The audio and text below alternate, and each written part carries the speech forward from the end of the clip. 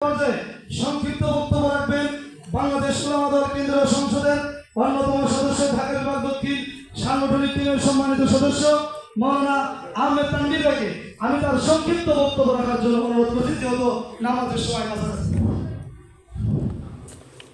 নাহমাদুহু ওয়া নুসাল্লি আলা রাসূলিল কারীম, আম্মা বা'দ।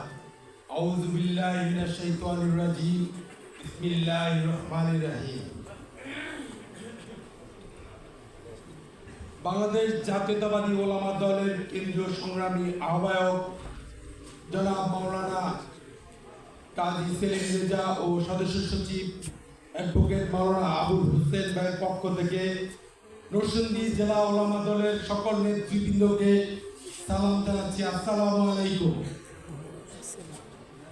সংগ্রামী সাথী ও বন্ধুগণ, ওলামা দল, বাংলাদেশ জাতীয়তাবাদী ওলামা দল হচ্ছে আলেম ওলামা এবং ইসলামী মূল্যবোধে বিশ্বাসী একটি জাতীয়তাবাদী দল, বিএনপির অঙ্গ সংগঠন। এখানে ইসলামী মূল্যবোধে বিশ্বাসী সকল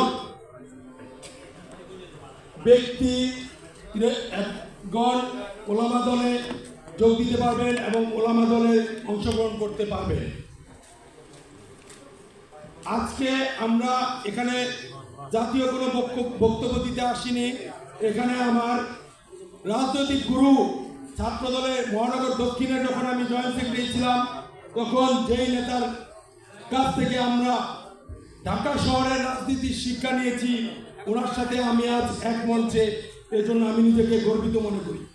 এতদিন আমি কারণ কবির খোকন ভাইকে একজন আমাদের বাংলাদেশ জাতীয়তাবাদী দলের নেতা হিসেবে চিনতাম। আজ ওনাকে বাংলাদেশ জিয়া পরিবারের, নরসিংদী জেলার জিয়া পরিবার হিসেবে মনে করছি। কারণ উনি নিজে আমাদের বাংলাদেশ জাতীয়তাবাদী দলের যুগ্ম মহাসচিব, ওনার স্ত্রী এবং আমাদের আপা মহিলা দলের নেতৃত্ব দিয়েছেন। ওনার শ্যালক ছাত্র দলে আমাদের সাথে ছিলেন, এখন বিএনপির সাথে জড়িত। আজকে জানলাম ওনার বাড়িটাও বাংলাদেশ জাতীয়তাবাদী দলের অফিস, নরসিংদী জেলা। উনি একটি জিয়া পরিবারের, নরসিংদী জিয়া পরিবারের একটি অংশ হিসেবে আমি আজকে থেকে ওনাকে চিনছি এবং মনে করছি। সংগ্রামী সাথী ও বন্ধুগণ, দিক নির্দেশনা এবং কর্মসূচির বিষয়ে আমাদের নেতারা বক্তব্য দিবেন।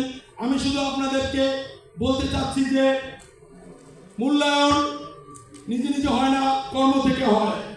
একজন ছাত্র, আপনাদের সামনে যে নেতা, যে জেলা, উনি একজন ঢাকা বিশ্ববিদ্যালয়ের ছাত্র থেকে ডাকসুর জিএস এবং যুগ্ম মহাসচিব হয়েছেন, এটা আপনাদেরই চোখের সামনে। উনি কিন্তু যুগ্ম মহাসচিব হয়ে ঢাকা বিশ্ববিদ্যালয়ের ছাত্র ছিলেন না। আপনারা আপনাদের কর্মের ফল পাবেন। আমরা একজন আলেম ওলামাদের সংগঠন, আমরা আল্লাহকে বিশ্বাস করি, তাওয়াক্কাল তু আল্লাহ, আল্লাহর উপরে নির্ভরশীল।